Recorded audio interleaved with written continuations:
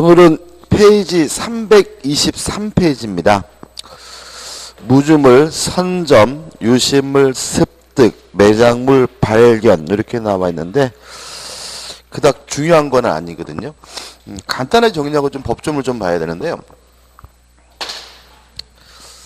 일단 물건을 주인이 없는 물건 무주물과 주인이 있는 물건 유주물로 나뉘고요. 무주물이 만약에 부동산이면은 국가 소유가 됩니다. 무주물이 동산이면 먼저 잡는 사람에게 소유권이 인정되는데 이걸 우리가 무주물 선점이라고 하고요. 유주물은 다시 둘로 나누죠. 유실물과 매장물로 나뉩니다.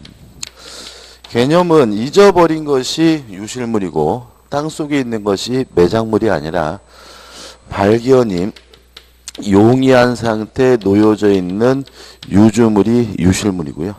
발견이 곤란한 상태에 놓여져 있는 유주물이 매장물입니다. 예를 들어 제가 세면하면서 반지를 벗어났는데 세면대 위에 있어요. 그럼 뭐죠? 발견이 용이한 상태니까 유실물. 근데 그게 하수도에 쓸려가지고 물속으로 하수도에 들어가 버렸어요. 그러면 발견이 곤란한 상태에 있으니까 뭐죠? 매장물. 이렇게 되는 거죠. 다시 말하면 땅 속에 있든 물 속에 있든 건물 속에 있든 발견이 곤란한 상태에 있으면 매장물입니다. 일단 둘 다 소유자를 찾아줘야 되기 때문에 유실물의 경우에는 6개월간 공고를 하고 그래도 소유자가 나타나지 않으면 소유권을 갖고요. 매장물은 1년간 공고를 하고 그래도 소유자가 나타나지 않으면 소유권을 취득하게 돼요. 여기서 좀 법적으로 좀 잠깐 볼 건데 교재 323페이지에 252조가 나오죠. 1항을 보시면 무주의 동산을 소유의 의사로 점유한 자는 그 소유권을 취득한다. 그러면 무주의 동산을 선점하기 위해서는 소유의 의사로 뭐죠? 점유를 해야죠. 다시 말하면 점유를 해야 되는데 요 점유가 무슨 점이 되냐면 자주 점유여야 한다. 이렇게 되는 거죠. 그 다음에 한 장을 넘기셔가지고 253조가 있습니다. 유실물은 법률에 정한 바에 의하여 공고한 후 6개월 내에 그 소유자가 권리를 주장하지 않으면 습득자가 그 소유권을 취득한다. 이렇게 되겠죠. 그러면 유실물을 소유권을 취득하기 위해서는 습득, 다시 말하면 점유를 취득해야 돼요. 여기서 조심할 것은 유실물의 경우에는 자주 점유할 필요는 없어요. 그죠? 예를 들어서 물건이 떨어져 있길래 어떻게 주스면서 주인을 꼭 찾아줘야지 이런 마음이었다면 무슨 점유는 아니죠? 자주 점유는 아니죠. 그래서 점유만 취득하면 되고요. 자주 점유할 필요는 없고요. 또 중간에 254조가 있죠. 매장물은 법률이 정한 바에 의하여 공고한 후 1년 내에 그 소유자가 권리를 주장하지 아니하면 발견자가 그 소유권을 취득합니다. 그래서 매장물은 발견하기만 하면 되거든요. 다시 말하면 점유를 취득하지 않아도 매장물은 소유권을 가질 수가 있고요. 그 다음에 나머지 나오는 내용은 뭐냐면 만약에 요 매장물이 발견자와 포장물의 소유자가 다른 경우입니다. 남의 땅에서 물건을 발견했다면 이때는 발견자와 포장물의 소유자가 절반에서 뭘 갖냐면 소유권을 갖습니다. 계속 보시면 그러나 타인의 토지 기타 물건으로부터 발견한 매장물은 그 토지 기타 물건의 소유자와 발견자가 절반하여 뭐죠? 취득한다. 이렇게 나와있죠. 저는 이거 보면 항상 떠오르는 게 뭐냐면 옛날에 마늘밭 사건이 떠올라요. 기억나세요? 그죠? 그 내용이 뭐였죠? 처남이 불법 도박 사이트를 운영해가지고 그때 당시 한 300억 정도 됐죠, 그죠? 300억을 벌었단 말이죠. 300원도 아니고 300억. 그래서 이제 잡혀가지고 깜빵 가게 되니까 요 자금을 숨겨놓기 위해서 매형한테, 그죠? 매형 이것 좀 어떻게 좀 보관 좀 잘해 주세요. 그러면 물건 보관 계약이잖아요. 이게 뭐죠? 임치 계약이죠. 그죠? 임치 계약을 하고 내용이 이제 어떻게요? 300억을 받았는데 둘 데가 없잖아요. 그죠? 300억이면 부피가 얼마나 될까요? 그죠? 그래 이 양반이 어디다 파묻어놨죠? 마늘밭에다가 파묻어놨는데 우연치 않게 마늘밭에서 돈덩어리가 발견됐고 자꾸 발견이 돼서 경찰이 포크레인 가지고 파봤더니 300억이 나왔다. 그 사건 있잖아요. 그죠? 그때 논란냈었죠. 그죠? 시험 문제 바로 나왔죠. 이것도. 어떻게 나왔습니까? 임시계약은 뭐죠? 유효하다. 그죠? 그죠? 범죄 자금을 만드는 것은 반사회적이지만 이미 만들어진 범죄 자금을 숨기는 것은 은닉하는 것은 반사회적이지 않고 뭐예요? 유효하다. 처음 듣는 척해요. 유효하다. 따라서 요 두 사람 간의 임시 계약은 뭐죠? 유효하다. 이게 시험에 바로 나왔고요. 그다음에 요거는 상관은 없죠. 그죠? 왜냐하면은 이거는 매장물이 뭐죠? 발견되긴 했지만 소유자가 뭐예요? 명백한 상태이기 때문에 굳이 뭐 할 필요 없어요? 1년을 공고할 필요도 없는 거죠. 그죠? 아무튼 그때 뉴스 보니까 지금도 기억나는 게 이 불법 도박 사이트 운영하다 걸리면 최대 1년 징역이래요. 1년. 그러니까는 사람들이 어떻게 해요? 1년 깜빵 가더라도 뭐죠? 몇백억 벌겠다. 이런 심리여가지고 뭐 지금도 뭐죠? 굉장히 많다는데요. 지금도 그래서 알게 모르게 많이 하고 나서 일부러 잡힌대요. 왜냐하면 안 잡히면 불안하잖아. 일부러 잡혀가지고 뭐요? 1년, 최대 1년이니까 길어봐야 먼저 6, 7개월이잖아요. 그죠? 6, 7개월 딱 살고 나오면 이제 뭐가 주어지는 거죠? 면죄부가 주어지니까 마늘밭에다가 돈을 찾아가지고 참 세상이 뭐죠? 복맞아야지. 이 정도 좀 기억해 두셔야 되고요. 그 다음에 오른쪽에 보시면 이제 뭐가 나오죠? 첨부해가지고 부합호나 가공이 나오고요. 서술 한번 읽어보시고 부합인데 부합은 은근히 중요해요. 개념으로서 꼭 확실하게 좀 기억해 두셔야 되고 부합에 대해서는 독립적으로 시험 문제를 내기보다는 뭐 저당권이다, 전세권이다, 임차권이다 이런 것과 다른 것과 결합이 돼가지고 문제가 나오고요. 다른 부분과 결합되기 위한 기본적인 것으로 어떻게요? 꼭 정리를 해 두셔야 되겠죠. 일단 부합이라는 말은 물건끼리 결합이 됐다는 거죠. 결합이 돼가지고 분리할 수 있으면 분리하면 되는데 분리할 수가 없어요. 분리하는 것이 불가능하거나 아니면 분리하는 것이 가능하더라도 과다한 비용이 들어요. 그러면 달라붙은 물건의 소유자를 결정해야 되는데 이걸 우리가 뭐죠? 부합이라고 하고요. 몇 가지만 정리하고 확실하게 기억하시면 되거든요. 첫째, 부동산과 동산이 달라붙어서 떨어지질 않으면 이때는 부동산 소유자가 달라붙은 물건의 소유권을 갖습니다. 가치는 고려하지 않아요. 그래서 이렇게 나옵니다. 뭐 2억짜리 동산이 5천만 원짜리 부동산에 부합된 경우에는 고가인 동산의 소유자가 부동산의 소유권을 취득한다. X. 가치가 얼마든지 간에 누구 거가 되죠? 부동산 소유자 거가 되는 거죠. 그 다음에 두 번째, 동산끼리 달라붙었단 말이죠. 동산끼리 달라붙어서 떨어지질 않아요. 그러면 원칙적으로 두 물건 중에서 주된 물건의 소유자가 달라붙은 물건의 소유권을 갖습니다. 항상 그런 건 아니고요. 예외적으로 만약에 어떤 것이 주된 것이고 어떤 것이 종된 것인지 주종을 구별할 수가 없으면 이때는 가액의 비율에 따라서 달라붙은 물건을 뭐 하냐면 공유하게 됩니다. 주의할 점이 두 가지인데요. 첫째는 원칙과 예외를 뒤바꾸지 마세요. 항상 문제가 어떻게 나오냐면 동산끼리 부합한 경우에는 가액의 비율에 따라서 공유한다. 그럼 뭐야? X. 원칙이 뭐죠? 주된 물건의 소유자고요. 따라서 주종을 구별할 수 없다라는 단서, 요건이 나와야지만 가액의 비율에 따라서 공유한다는 것이 맞는 거니까 주의하시고요. 두 번째 주의할 점은 요 가액이 무슨 가액이냐? 부합 당시 가액이죠.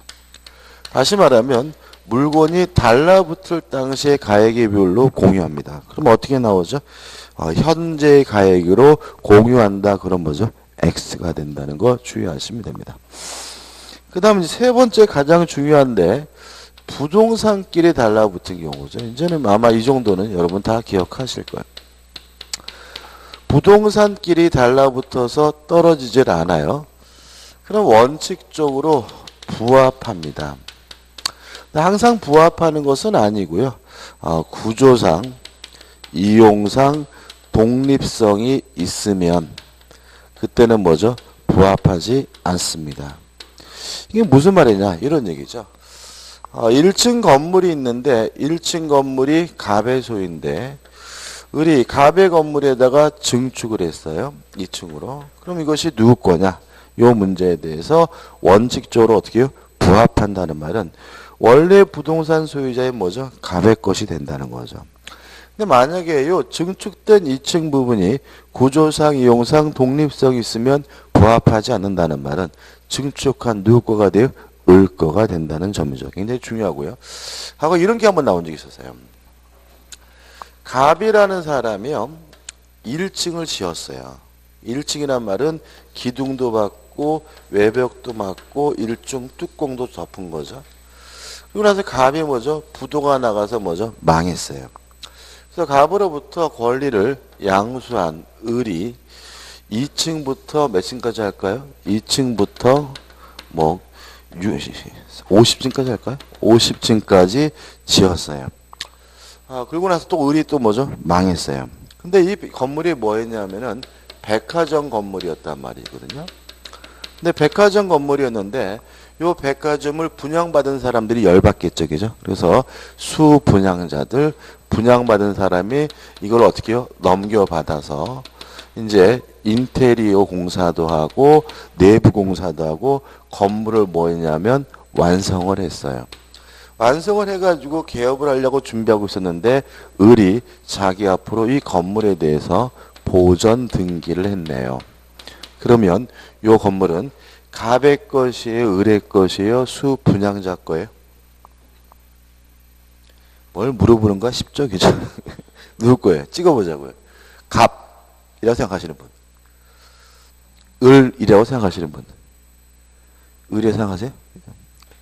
그래서 두세 분. 그럼 수분양자라고 생각하시는 분. 모르겠어요? 갑의 거죠. 갑의 거. 갑의 소유죠. 한번 생각해 보세요. 자, 건물을 신축하는 것은 법률에 의한 물권 변동이 아니잖아요. 따라서 기둥과 외벽과 지붕이 만들어지면 건물의 신축자는 등기 없이 뭘 가져요? 소유권을 갖죠. 따라서 갑에게 이미 1층에 대해서 뭐가 있는 거예요? 소유권이 있는 거죠. 그 다음에 건물의 용도가 뭐라고요? 백화점이잖아요. 그러면 각 층의 구조상, 이용상, 독립성이 어떻게 해요? 없는 거잖아요. 따라서 2층부터 50층까지는 1층에 뭐죠? 부합한 거예요. 그렇지 않습니까? 그죠? 그죠? 따라서 을 앞에 보존 등기는 뭐죠? 무효예요. 또 수분양자도 뭐죠? 아직 소유권이 없는 거예요. 따라서 누구 거가 되죠? 갑의 것이 되는 거예요. 시험에 나왔단 말이죠. 그죠? 다시 말하면 이것도 가치는 고려하지 않아요. 2층부터 50층까지가 뭐 수십 배 가치다 이런 것도 고려하지 않고요. 단위 그냥 원칙에 따라서 뭐죠? 부합하고 구조상, 이용상, 독립성이 있으면 뭐 하잖아요? 부합하지 않는다는 게 판례 입장입니다. 따라서 이거는 누가 등기했는지 따지지 않고요. 누구 거죠? 갑의 소유라는 것이 우리 판례 입장입니다. 이해되시죠? 그죠? 조심하시기 바라고요. 그 다음에 네 번째로 수목이죠. 남의 땅에다가 나무를 심었어요. 그러면 원칙적으로 뭐 하게 되냐면 부합하게 됩니다. 따라서 나무는 땅 주인거가 되는 것이 원칙이죠. 근데 항상 그런 것은 아니고요. 권원이 존재하는 경우에는 부합하지 않아요. 이런 취지거든요. 갑의 땅을 가지고 있는데 갑의 땅에다가 을이 나무를 심었어요. 그럼 이 나무는 토지에 뭐가 돼요? 부합이 됐기 때문에 누구 거죠? 갑의 거죠. 근데 을에게 권원이 존재한다는 말은 을이 뭐 임차권이나 지상권과 같은 나무를 심을 수 있는 뭐가 있었어요? 권한, 권리가 있었다면 요 나무는 부합하지 않고 누구 거가 돼요? 을 거가 돼요. 근데 이제 판례가 있는데 뭐가 문제냐면은 권한이 존재하면 부합하지 않는데 임차인으로부터 승낙을 얻어 심은 경우에는 요때는 토지에 부합한다는 것이 우리 판례의 입장입니다. 다시 말하면 임차인이 늘이 나무를 심었다면 권한이 있기 때문에 요 수목은 뭐하지 않습니까? 부합하지 않거든요. 근데 을이 심은 게 아니라 누가 심었냐면 병이 심은 거죠. 병한테 물어본 거예요. 당신 왜 남의 땅에다 나무를 심어서 그랬더니 을로부터 승낙을 얻어서 나무를 심었습니다 라고 주장하더란 말이죠. 이때는 요 나무는 뭐죠? 부합하기 때문에 병의 나무가 아니라 누구 나무죠? 갑의 나무라는 거죠. 왜 이렇게 해석할까요? 토지에다가 나무를 심는 것은요, 단순한 이용행위로 평가되지 않습니다. 왜냐하면 한 번 심은 나무는 수십 년 가잖아요. 따라서 이것은 뭐로 보냐면 변경행위로 봅니다. 따라서 임차인은 타인에게 나무를 심으라고 승낙할 권한이 없는 사람으로 이해해요. 이해되시죠? 그죠? 다시 말하면 이 승낙 의미 없는 거예요. 왜냐하면 임차인은 남의 땅에다 나무를 심을 수 있도록 뭐 할 권한이 없어요? 승낙할 권한이 없기 때문에 이때는 뭐죠? 부합합니다. 그 다음에 마지막으로 다섯 번째죠. 아주 시험이 잘 나오죠. 토지와 농작물이죠. 남의 땅에다가 농작물을 심으면 부합하지 않습니다. 아주 판례 확고한 태도죠. 따라서 뭐 승낙을 받았는지 안 받았는지 그런 것도 고려하지 않고요. 뭐 명인방법을 갖췄는지 안 갖췄는지 그런 것도 뭐하지 않습니까? 고려하지 않습니다. 농작물은 무조건 뭐하지 않습니까? 부합하지 않고요. 따라서 땅 주인 거가 아니라 경작자 거가 된다는 것이 우리 판례의 확고한 태도입니다. 이 정도는 꼭 어떻게 해요? 기억해 두셔야 되겠죠. 이건 뭐 작년에도 나왔고요. 그래서 이런 내용이 326, 327까지 설명이 나와 있으니까 한번 읽어보시기 바라고요. 그 다음에 이제 327페이지 하단에 보시면 혼화라는 말이 나오죠. 혼화라는 말은 우리가 흔히 쓰는 말은 혼합입니다. 섞였다는 거죠. 그러니까 물건끼리 섞여서 분리할 수 없는데 물론 부동산이 섞일 수는 없겠죠. 그래서 혼화에 대해서는 동산에 관한 부합에 관한 규정을 뭐합니까? 적용을 합니다. 따라서 물건끼리 섞여가지고 분리할 수 없으면 원칙적으로 두 물건 중에서 주된 물건의 소유자가 주정을 구별할 수 없으면 뭐죠? 가액의 비율에 따라서 뭐합니까? 공유하게 해야 됩니다. 그 다음에 4번 가공이 나오는데 가공은 그냥 결론만 기억하시면 돼요. 원칙적으로 재료 소유자가 가공물의 소유권을 갖고요. 다만 가액의 증가가 현저히 다액이면 그때는 예외적으로 가공자가 소유권을 갖습니다. 주의할 것은 뭐예요? 현저히란 말이에요. 왜 그러냐면 가공을 하게 되면 가치가 증가되는 게 일반적이잖아요. 그러면 가치가 증가되더라도 누구 거라는 거예요? 재료 소유자 거라는 거죠. 단순히 가치가 증가된 정도가 아니라 어떻게 증가됐어요? 현저히 증가됐어야 비로소 가공자 소유가 된다는 점만 주의하시면 됩니다. 끝입니다. 자, 넘겨보시면 이제 328페이지 소유권에 기한 물권 소유권이 나오는데 이건 여러분들이 한번 읽어보시고요. 수업은 안 할 거예요. 왜 안 하는 거죠? 전에 우리가 물권적 청구권 할 때 설명드렸죠. 그래서 물권적 청구권 할 때 소유권을 가지고 설명드렸기 때문에 이미 한 거거든요. 한번 꼼꼼히 좀 읽어보시기 바라고요. 같이 읽어볼 것은 오른쪽에 보시면 중간에 214조가 나와 있어요. 214조. 329페이지에 214조입니다. 제가 읽어볼게요. 소유자는 소유권을 방해하는 자에 대하여 방해의 제거를 청구할 수 있고 소유권을 방해할 염려 있는 행위를 하는 자에 대하여 그 예방이나 손해배상의 담보를 청구할 수 있게 나왔죠. 여기서 예방이나에서 이나를 좀 조심하셔야 돼요. 어떻게 나오냐면 예방과 손해배상의 담보 이렇게도 출제된 적이 있습니다. 진짜 치사하죠, 그죠? 그래서 예방이나 담보 둘 중에 하나만 할 수 있고요.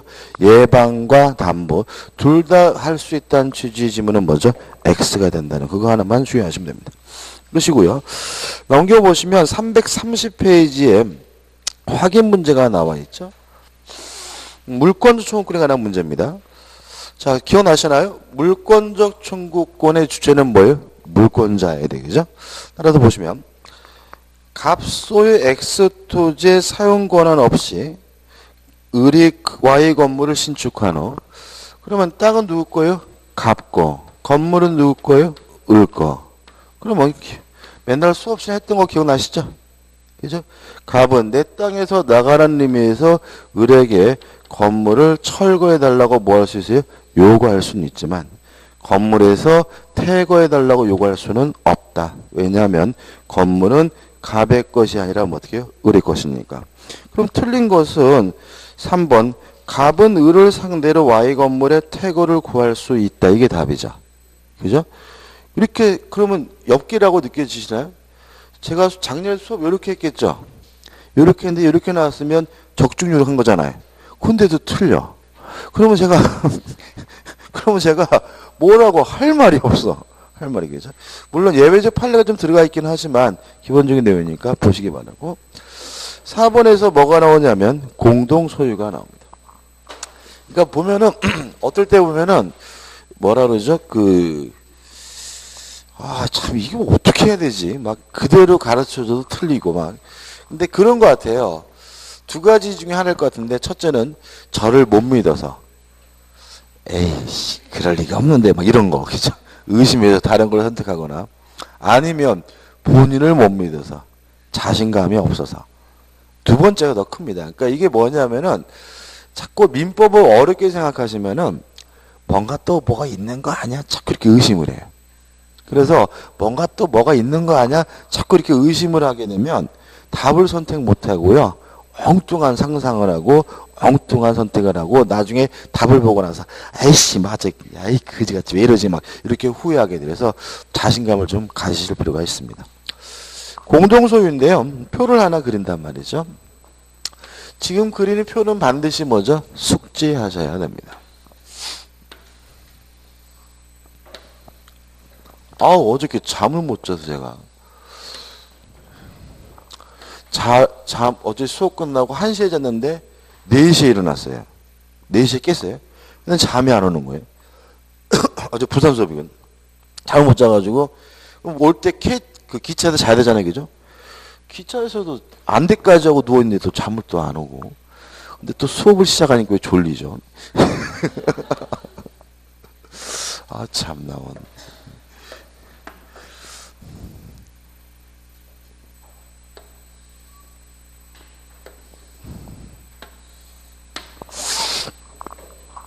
공동소유가요.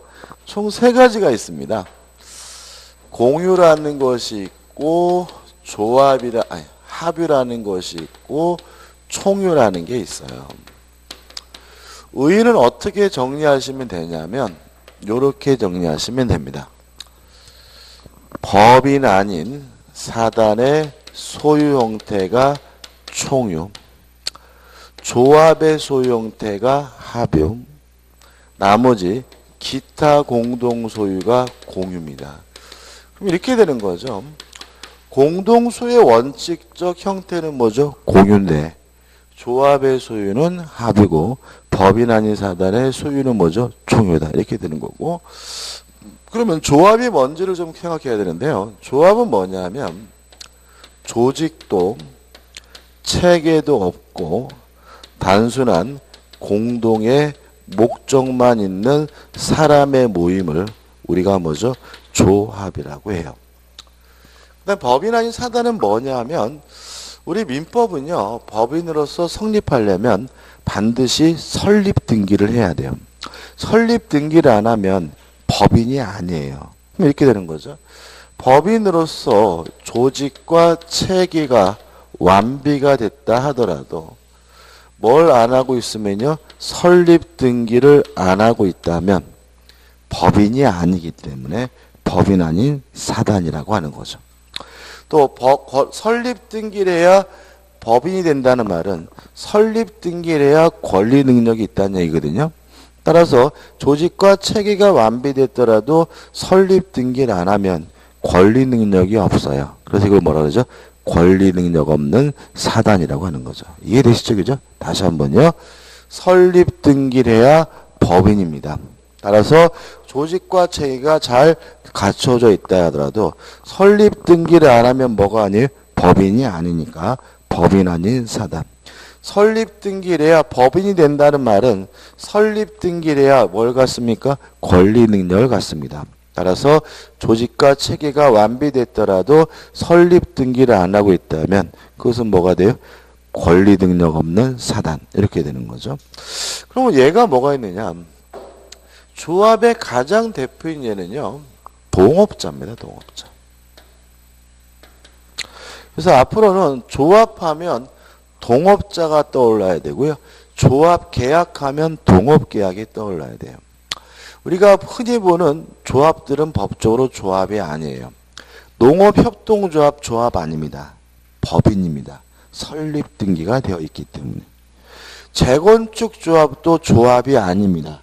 왜냐하면 재건축 조합은 설립 등기는 안 하지만 조직과 체계가 잘 정비되어 있기 때문에 법인 아닌 사단이에요.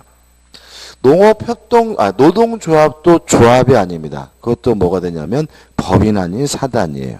그래서 우리가 흔히 부르는 조합 중에서 법적으로 조합인 건 아무것도 없고요. 뭐가 조합이라고요? 동업자가. 실제로 여러분도 조합이에요. 왜 그러냐면 여러분들은 지금 뭐가 있죠? 공인중개사 시험에 합격해야 된다는 공동의 목적이 있죠. 그렇지만 여러분 간에는 조직과 체계가 없기 때문에 뭐가 돼요? 조합인 거죠.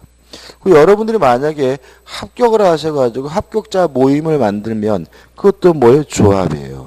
근데 만약에 한 수십 년이 진행되다 보니까 전통이 생겨가지고요. 이 합격자 모임이 이제는 어떻게 해요? 어떤 동문회 같이. 제가 그 서울 왕십리에서 수업을 오래 했는데 거기 보니까 거기는 굉장히 그 합격자 모임이 잘 돼 있어요. 그래가지고 원장님이 그 회장님한테 찍소리도 못해. 그래가지고 모든 거를 그 합격자 모임의 그 회장님이 주도를 하시더라고. 학원 운영까지. 뭐 그 정도로. 그럼 그 정도가 되면 이제 뭐예요? 법인 아닌 사단으로 바뀔 수는 있겠죠. 그렇지만 일단은 뭐가 돼요? 조합인 거예요. 그죠? 그래서 조합의 가장 대표적인 것은 뭐죠? 동업자다. 이런 얘기죠. 제 친구가 저하고 반씩 내가지고 포장마차를 운영하기로 했어요. 그러면 포장마차를 운영한다는 뭐는 있어요? 공동의 목적은 있지만 둘 사이에는 조직과 체계가 없기 때문에 뭐가 되죠? 조합이 되는 거죠. 그 다음에 법인 아닌 사단의 가장 대표적인 예가 요즘 많이 나오는 정당이죠. 정당은 법인 아닌 사단입니다. 정당법에서요. 설립 등기를 못하게 막아놨어요. 그래서 정당은 조직과 체계가 아주 잘 돼 있죠. 그렇지만 뭘 안 합니까? 설립 등기를 안 하기 때문에 법인 아닌 사단이고요. 그 다음에 시험에 중요한 것은 뭐죠? 교회죠. 교회도 일반적으로 조직과 체계가 잘 갖춰져 있지만 설립 등기는 안 해요. 그래서 뭐죠? 법인 아닌 사단이고 그 다음에 종중도 뭐죠? 법인 아닌 사단입니다. 종중 뭐죠? 종신회. 일반적으로 조직과 체계가 잘 갖춰져 있습니다. 그렇지만 뭘 안 해요? 설립 등기는 안 하죠. 그래서 법적 성질이 뭐죠? 법인 아닌 사단이고요. 아마 여러분이 공시법 시간에는 굉장히 다양한 예를 보실 거예요. 그렇지만 우리 민법에서는 이 정도만 기억하시고 개념은 확실하게 좀 이해하실 필요가 있습니다. 자, 특징들을 볼 건데요. 첫째, 지분이 있느냐 문제인데 공유 물론 지분이 있고요. 합유 물론 지분이 있지만 총유는 뭐가 없어요? 지분이 없습니다. 총유의 가장 주된 특징입니다. 그래서 왜 정당법에서 설립 등기를 못하게 했는지를 이해하게 돼요. 여러분 이번에도 보시면 그 새누리당에서 바른정당인가? 바른당인가? 탈당했죠. 그죠? 좀 이상한 거 못 느꼈어요? 새누리당의 재산이 어마어마하다는데 바른정당에서 국회의원이 30명 가까이가 탈당하면서도 재산 나누자란 말을 안 하죠. 그죠? 왜 그런 거죠? 법인 아닌 사단은 뭐가 없어요? 지분이 없어요. 따라서 관두면 뭐예요? 땡이고요. 아무리 그 정당에다 많은 걸 출연했다 하더라도 내 돈 내놔라고 뭐 할 수 없어요? 주장할 수가 없는 거죠. 그래서 만약에 정당을 법인으로 해놨으면은 분당할 때마다 뭐예요? 돈 가지고 싸움하고 그죠? 뭐 난리 나겠죠, 그죠? 얼마나 치산 인간들이 그죠? 근데도 치산데도 불구하고 돈 문제에 대해서는 어떻게 깨끗하게 물러나는 이유가 법적 성질이 법인 아닌 사단이고 뭐가 없어요? 지분이 없었죠. 교회도 이해되시겠죠, 그죠? 관두면 땡이다, 그죠? 왜냐하면 지분이 없기 때문에 없습니다. 그 다음에 지분을 처분할 수 있느냐 요 문제에 대해서 공유는 자유롭게 처분할 수 있지만 합의는 합의자 전원의 동의가 있어야지만 처분할 수 있습니다. 왜냐하면 합의 지분을 처분한다는 것은 결국은 무엇이 바뀐다는 거죠? 동업자가 바뀐다는 거죠. 동업자는 함부로 바뀌면 안 됩니다. 따라서 다른 동업자에 뭐가 있어야 동의가 있어야 지분을 처분할 수 있고요. 목적물을 분할할 수 있느냐 공유 자유롭게 할 수 있고요. 합의는 못합니다. 왜냐하면 만약에 합의물을 분할하게 되면 더 이상 뭐 할 수 없어요? 동업할 수 없는 거죠. 만약에 동업할 사항이 아니면 동업관계를 뭐예요? 청산하면 그만인 것이지 목적물을 분할할 이유는 없는 거고요. 그 다음에 지분이 상속되느냐 문제는 작년 시험지 답했죠. 공유 물론 상속이 되지만 합의 지분은 뭐죠? 상속되지 않습니다. 왜냐하면 합의 지분이 상속이 되면 동업자적주의가 뭐가 돼요? 승계되기 때문이에요. 유의하실 것은 그러면 아버지가 동업하다가 돌아가시면 자손들은 무조건 손해보는가? 그건 아닙니다. 동업자적주의가 상속되지 않을 뿐이요. 무엇은 청구할 수 있냐면 보상을 청구하는 것은 뭐죠? 가능하니까 이해하시기 바랍니다. 그죠? 이런 얘기죠. 제가 포장마차 같이 동업하다가 죽었는데 만약에 저의 동업 지분, 합의 지분이 상속이 되면 제 아들 중학생짜리가 뭐죠? 새벽 2시에 포장마차 나가서 뭐 꼼장어 붓고 막 뭐죠? 술 따르고 막 이런 일이 벌어진다는 거죠. 그래서 그건 안 된다는 거예요. 다만 제가 투자한 돈에 대해서는 보상해달라고 뭐 할 수 있어요? 청구할 수 있지만 합의 지분 자체가 뭐 되는 건 아니에요? 상속되는 건 아니죠. 그래서 만들어진 기업이 뭐라고요? GS그룹이라고 그랬죠. 그죠? 다시 말하면 LG그룹이 대단한 유명한 뭐죠? 동업기업인데 대대로 구씨 집안에서 회장을 했고요. 동업관계했던 허씨 집안에서는 회장을 못했습니다. 왜냐하면 일찍 돌아가셨고 이분의 지분이 뭐 되는 건 아니에요? 상속되는 건 아니죠. 다만 이 허씨 집안에서 구씨 집안에다 뭘 청구합니까? 보상을 청구하게 되고요. 그래서 구씨 집안에서 허씨 집안에서 동업관계를 청산하면서 보상해 주게 된 것이 뭐죠? GS그룹이 되는 거죠. 그래서 GS그룹은 회장님이 뭐죠? 허씨 집안이 되고요. 대표적인 뭐죠? 조합이었고 동업관계였습니다. 그 다음 목적물이죠. 목적물에 관한 사항들인데 보존행위는 공유든 합의든 단독으로 합니다. 이용, 계량행위와 같은 관리행위는 공유든 합의든 지분의 가반수로서 결정합니다. 뭐의 가반수죠? 지분입니다. 사람 수의 가반수가 아니고요. 그 다음에 목적물에 관한 처분행위와 변경행위는 공유든 합의든 전원의 동의가 필요하고요. 총유는 이러한 모든 사항을 다 무엇을 통해서 하게 되죠? 사원총회의 결의를 통해서 하고요. 그 다음에 총유는 뭐가 없습니까? 지분 자체가 없으니까 지분을 팔아먹는다는 등 목적물이 분할된다는 등 상속된다는 건 아예 뭐죠? 논의조차 할 필요가 없다는 것도 생각해 보시기 바랍니다.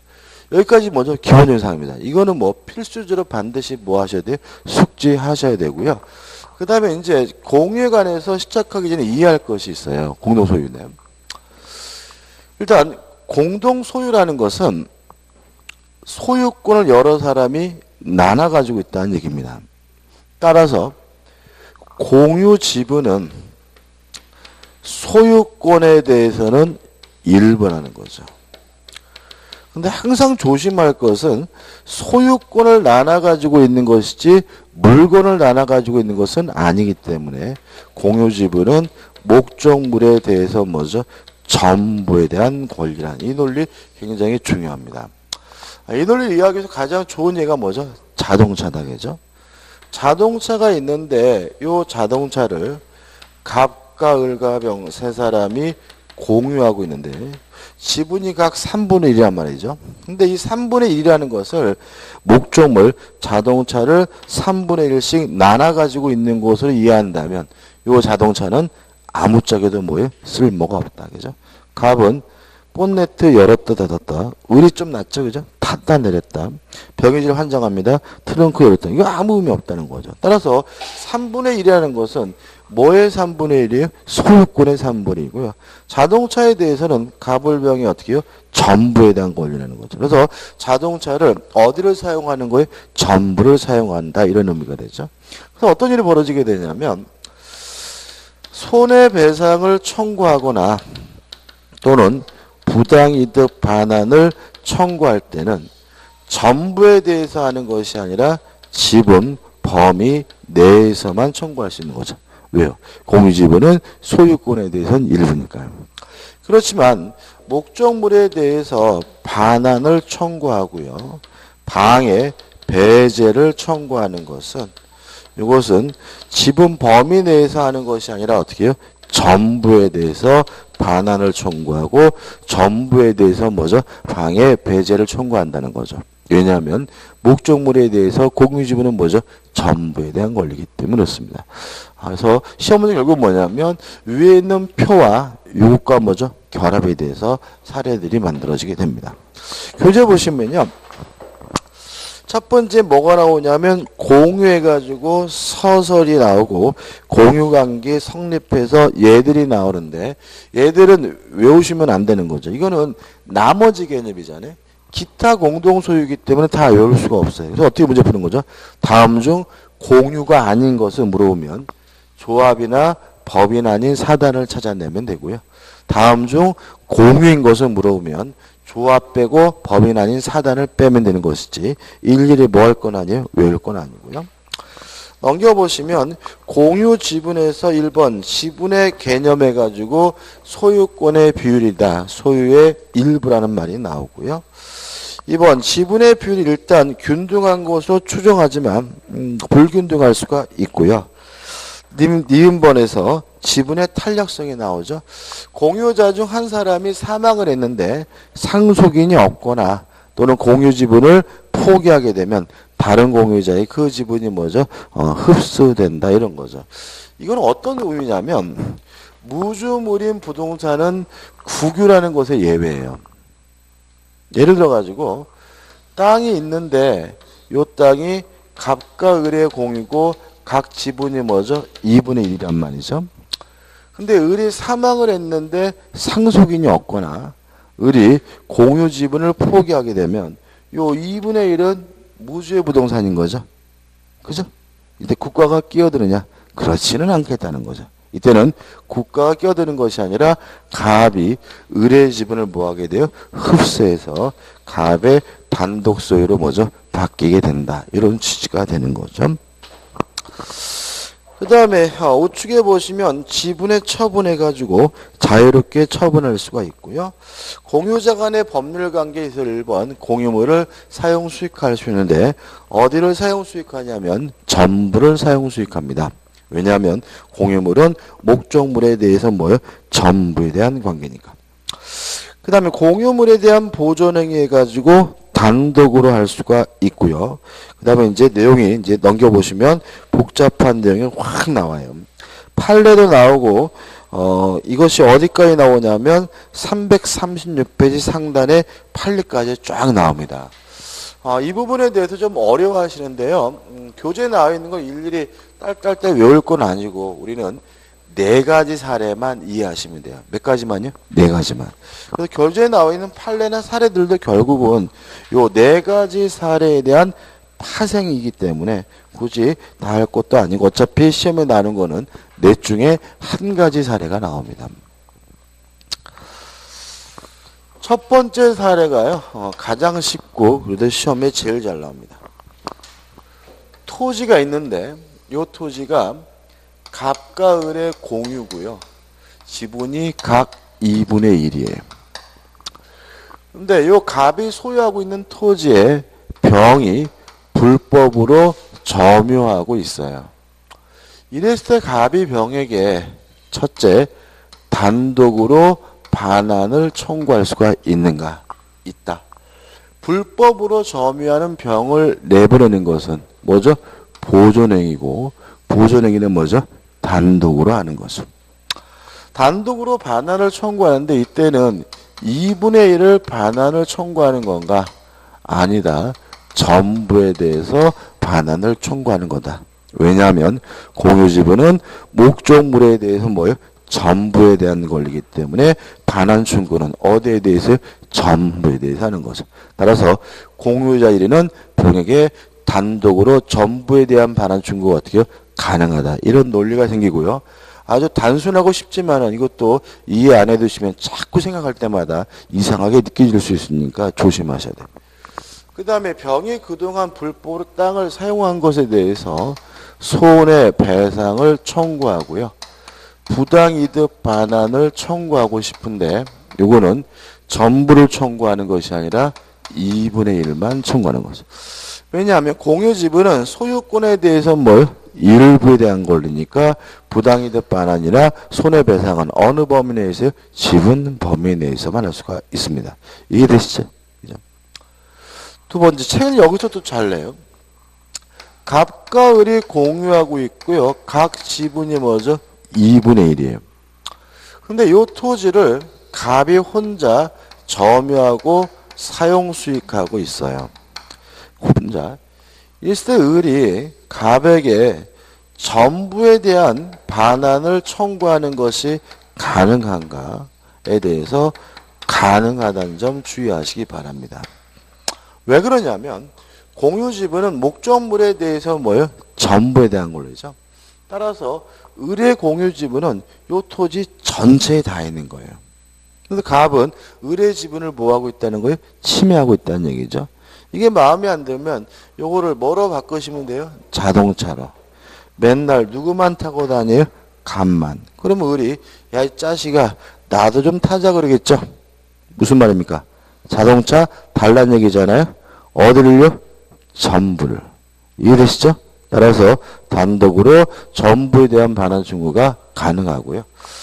물론 갑의 사용이익에 대해서는 부당이득은 전부를 청구하는 것이 아니라 몇 분의 몇이요? 2분의 1만 청구하는 거죠. 지분이 몇이라고요? 2분의 1. 반수입니다. 가반수가 아닌 거죠. 그 다음에 세 번째로 갑의 지분이 3분의 2고요. 을의 지분이 3분의 1이에요. 그러면 갑의 지분이 가반수를 넘은 거죠. 갑이 혼자 요 토지를 전부를 점유하고 사용 수익하고 있어요. 이때 을은 갑에게 반환 청구할 수는 없습니다.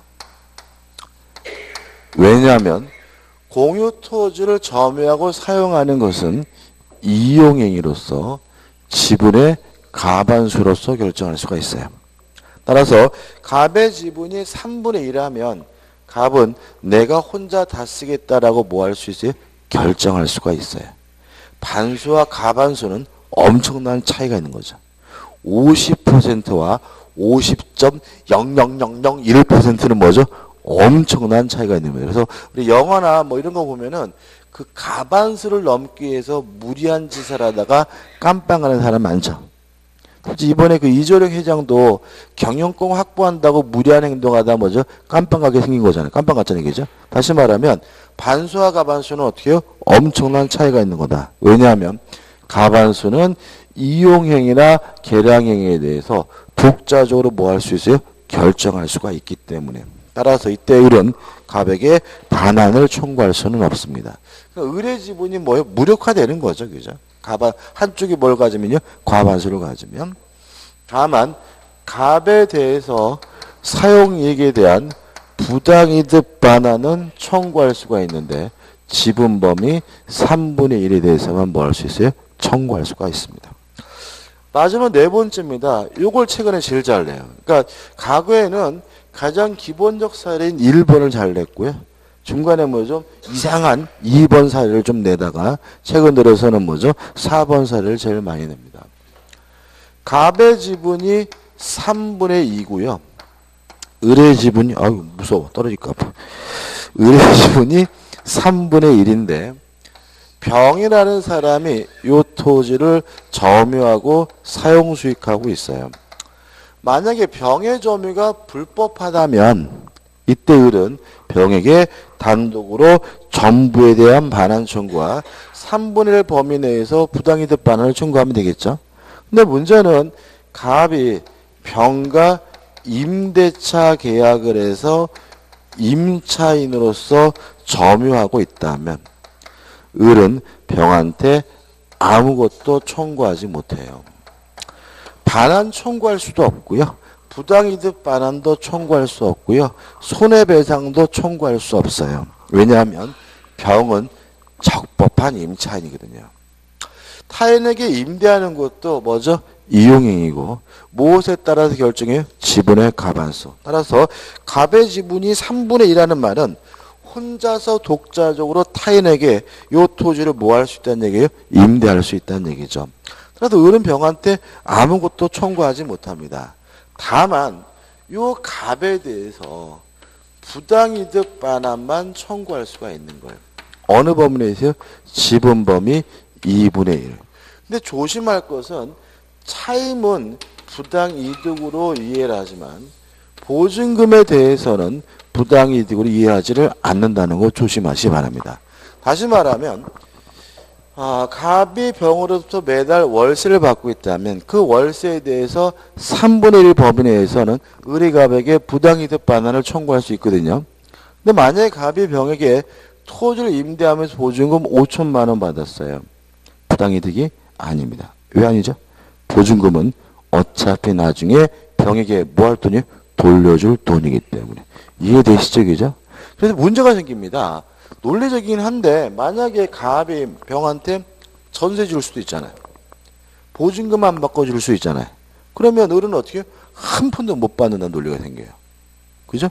갑이 병한테 월세 없이 그냥 보증금만 받고 전세 3억에 넘겨줬다. 그러면 을은 갑한테 아무것도 청구하지 못하고 그냥 구경만 해야 된다는 일이 발생할 수가 있기 때문에 논리적이긴 하지만 좀 문제가 있다 느껴질 수 있기 때문에 꼭 반드시 뭐 하셔야 돼요? 기억해 두셔야 됩니다. 끝입니다. 판례까지 다 설명드린 겁니다. 그 다음에 336페이지 하단에 나오면 이제 일반적인 얘기 나옵니다. 공유물에 대한 부담해가지고 지분의 비율로 그 부담을 부담하게 되고 만약에 공유자 중 일부가 그것을 이행하지 않는다면 매도를 청구할 수가 있고요. 그 다음 우측에 보시면 공유물의 처분 변경해가지고 공유자 전원의 동의가 있어야 처분하거나 변경할 수가 있어요. 판례도 나오고 내용이 나오는데 한 가지만 좀 기억할까요? 이런 건 어떨까요? 갑을병이 공유하고 있는 토지에 갑이 건물을 지으려고 해요. 지분이 각각 뭐죠? 3분의 1이란 말이죠. 이랬을 때 을한테만 동의를 얻으면 지분이 3분의 2자. 그러면 을한테만 동의를 받아야 돼요? 아니면 병까지 전원의 동의를 얻어야 건물을 신축할 수 있을까요? 전원이라는 점이죠. 왜냐하면 아까 말씀드린 것처럼 땅에다가 나무를 심는 것은 단순한 이용행위가 아니라 뭐라고요? 병경이라고 그랬죠. 땅에다가 건물을 신축하는 것도 단순한 이용행위가 아니라 뭐죠? 변경행위예요.